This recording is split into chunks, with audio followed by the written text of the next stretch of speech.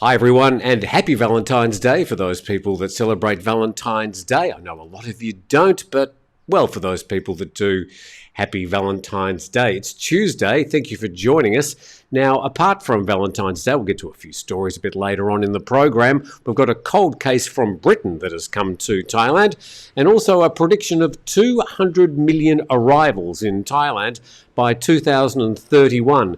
We'll look at the absurdity of that a bit later on in the program. But to start today, we're going to go to Thai PBS World and their story that a Rama 9 housing project engineer faces legal action over collapse. Let's check out more about this. The Hua Kwang District Office is ordering the construction of a housing project in the Rama 9 area to be suspended for 30 days and preventing all unauthorised access to the buildings, and they collapsed yesterday, that Sunday afternoon, injuring 5 Burmese migrants. And then the director of the Hua Kwang District Office said they'll take legal action against the project engineer for alleged negligence after it was discovered that he was not at the construction site during the time of the accident. I would have thought it's a strange thing to insist that an engineer be on site at all times during the construction. I would have thought the architect and the engineer's work had largely been done, and that a construction manager or a site manager would be looking after the day-to-day construction issues. But of course, it does need to be investigated nonetheless. An associate professor from the Engineering Institute of Thailand said the collapse of the building might be related to the scaffolding on the 4th floor and was unable to withstand the weight of the cement. I would have thought it was probably better to wait for a full investigation before publishing speculation about why the building may have collapsed. And down the bottom there, whether the structure of the building was up to standard is yet to be determined by inspectors from various units. And that is, of course, what needs to happen. So waiting to hear more about the collapse, but 4 Burmese migrants were injured on Sunday when that building collapsed during construction. Now to a cold case which goes all the way back to 2004, and British police head to Thailand over a woman's 2004 Yorkshire Dales death. This story being reported in the BBC and other international publications as well. Cold case officers have travelled to Thailand to speak with the husband and family of a woman found dead in the Yorkshire Dales almost 19 years ago, as well as her parents. Police are hoping to speak to the husband, David Armitage, who now lives in Thailand. And as usual, I'll just sort of skip through the most relevant parts of this story, but you can find this story at thebbc.com. Adam Harland, manager of the Major Investigations Team Cold Case Review Unit, said to understand Lam Duan's life, we need to speak to the people who knew her.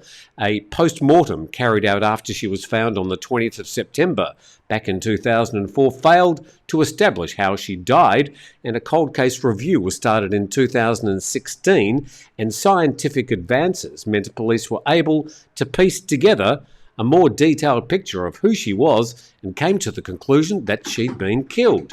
Mr. Armitage, who later returned to Thailand, had previously said he was not involved in his wife's death. According to the Sun newspaper, the investigation has been at a standstill for 3 years because attempts by police to travel to the country were delayed by the legal permissions and travel restrictions imposed due to COVID-19. So British police now in Thailand to investigate more about that story that stretches all the way back to 2004, and imagine they'll be speaking to the Mr. David Armitage, to whom is referred to in that story. As we move on to this story, it's slightly absurd, and we'll investigate why.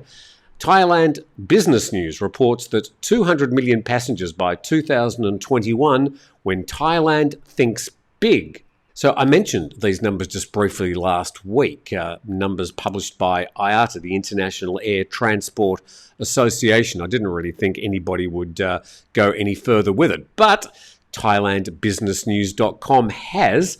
Let's see if we could find out more.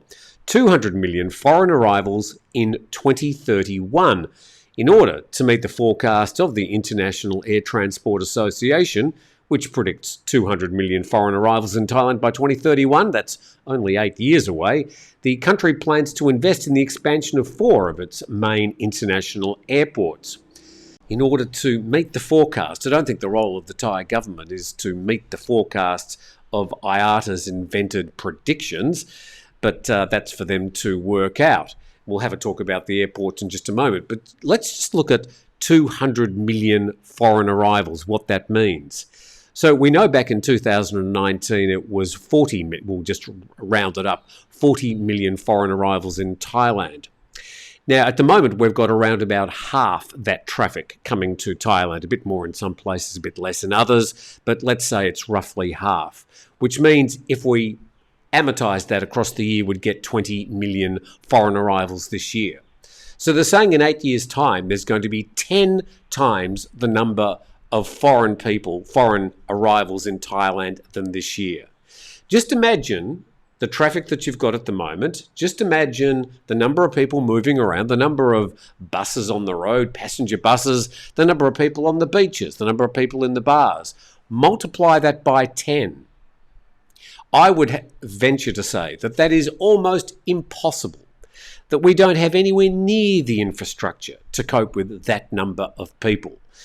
And for the Thai government to be rubbing their hands together thinking, 200 million foreign arrivals. Remember that there's only 70-odd million people in Thailand.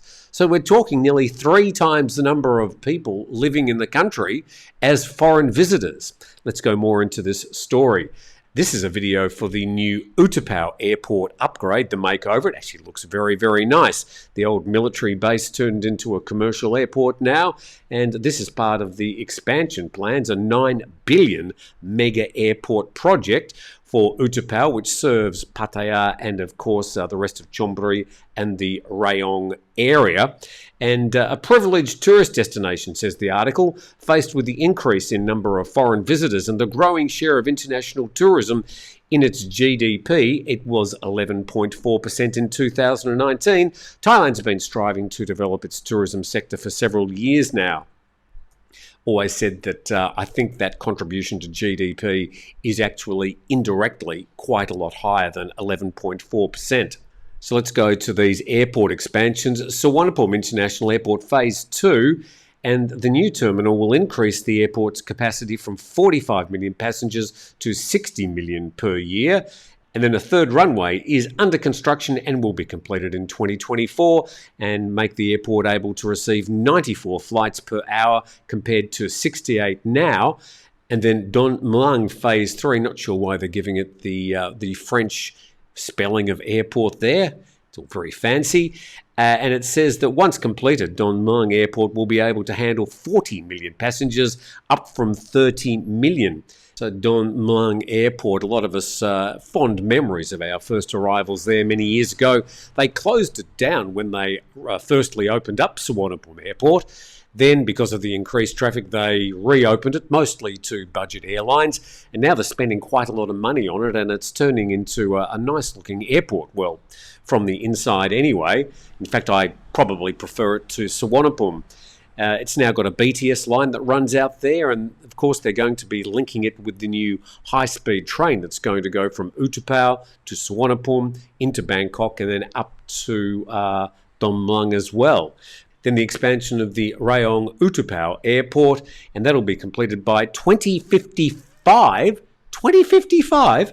And the airport will be able to handle 60 million passengers per year. The first phase will be completed in 2024. Well, that's a little bit easier to look forward to.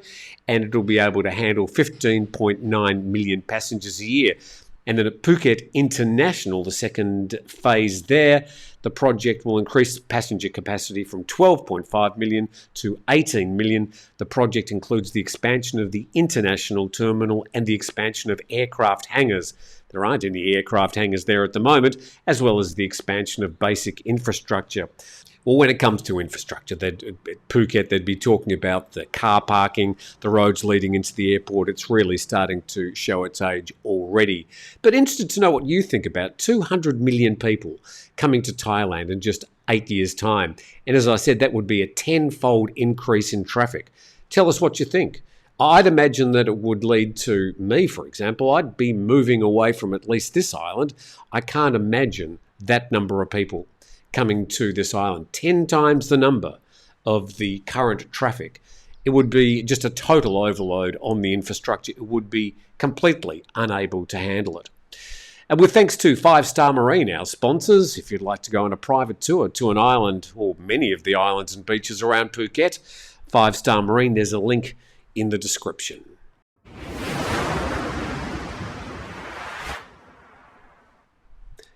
You're on the TNT program and it's Tuesday. Appreciate you dropping in, and it'd be great if you have an opportunity to subscribe to the channel. That really helps us more than anything else you can do besides watching it each day. Bangkok Post is reporting that, this is a survey by Kasim, most like it white. White, as my mother used to make me say, white is the most popular colour for Thai car buyers, accounting for 36% of all sales, according to the used car platform Kasim. Meanwhile, sedans are the most popular body style, followed by hatchbacks, SUVs, pickup trucks, then MPVs. Top sedan models in Thailand include the Honda City and Civic, Mazda 2 and Toyota Yaris, all of which are constructed and manufactured in Thailand. In a press release, the company stated that brighter colours like white are easier to spot in the dark and are associated with a greater sense of safety. White is also a heat and light reflector, so it tends to be cooler under the direct sunlight. And there's that survey showing that the top 5 colours are white, grey, black, silver and red. Somebody's going to point out that I say white like Stewie from Family Guy. White. And as I said, it's my mother's fault. Our next story now, and this is from NHK World Japan. Russian families flock to Thai resorts. Let's see what this is saying. Russian tourists are flocking to Thai resorts as airlines in Europe, the United States and Japan continue their suspension of flights to and from Russia following its invasion of Ukraine. Flights from Russia land one after the other at the popular resort island of Phuket in southern Thailand. Currently, it's about 4,000 to 5,000 Russian people arriving in Phuket each and every day. Then Thailand suspended direct airline services to and from Russia after the invasion, but airlines resumed direct flights in October. Now 90 round trips take place each week. And a Thai travel agency that mainly caters to Russians says that more wealthy families are spending more time, and they spend 15 to 17 days and stay at high-end hotels. More than 80% of businesses on Phuket are engaged in tourism. The pandemic drove many foreign visitors away, hitting the local economy hard. I'd say it's a lot higher than that, given that even the little food vendors in Phuket town that mainly have Thai customers, they're probably working directly or indirectly in the tourism business, and so keeping that little restaurant alive. So, Phuket certainly at the moment awash with Russian tourists. People in tourism-related business, the article says, welcome the surge of Russian vacationers. And it may be that many people in Phuket and other places where Russian people are visiting don't have the luxury of moralising about what's happening in Ukraine at the moment, and they're just happy to see anybody coming through their doors and spending money. And just quickly finishing off with a little bit of Valentine's Day news. My grandfather was born on Valentine's Day. That's why I always remember it each year. Charles Valentine Brown. He lived in New Zealand all his life. He was a sheep farmer. And yes, his second name was Valentines because he was born on Valentine's Day. But satellite spots a heart-shaped forest in Chiang Rai for Valentine's Day. And the photo was taken by the Spot 6 satellite, which is 694 kilometres above the Earth. And it's in Chiang Rai's Phaya Meng Rai district.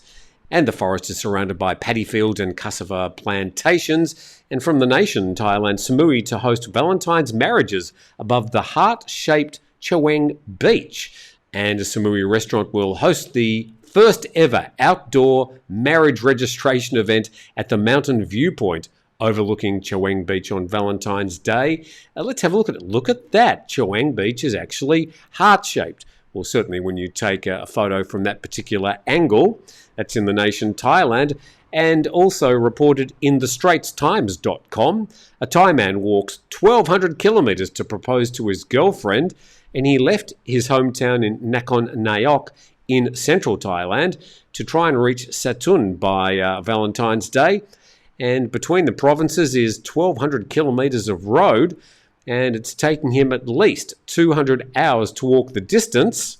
And then he goes on to say, I want people who abuse their families and loved ones, as well as those who are unfaithful to their wives, to pay attention to this journey.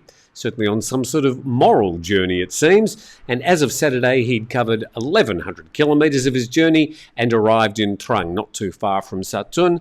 And the couple met on TikTok 5 years ago, and they're both 56 years old.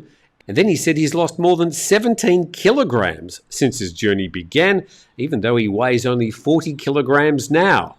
For heaven's sake, mate, go and buy her a car instead.